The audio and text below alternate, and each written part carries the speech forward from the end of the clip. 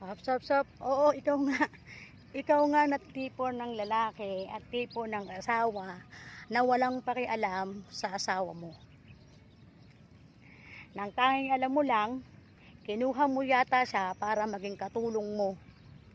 Kinuha mo siya sa tahimik ng mundo kasama ang mga magulang niya para lang alilain mo. Ang swerte mo naman pala, bro. Alam mo ba na ang sarap ng buhay niyan sa mga magulang niya nung hindi ka pa dumarating sa buhay niya. Pero isang aglap, nakilala ka niya, nagtiwala, nagmahal. Pero anong isinukli mo? Kailangan mo lang pala ng yaya, di mo agad sinabi. Kailangan mo lang pala ng katulong sa bahay mo, ba't hindi mo agad sinabi? Bakit?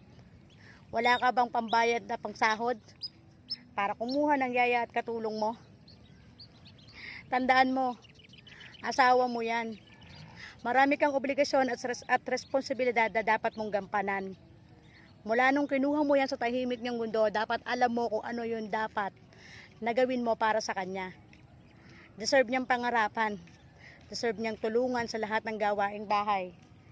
Deserve niyang maging alalay ka sa lahat ng pagsubok at problema na pinagdadaanan niya. Hindi siya nag-asawa para lang magkaroon ng alagain at para lang alilayan ng isang tulad mo.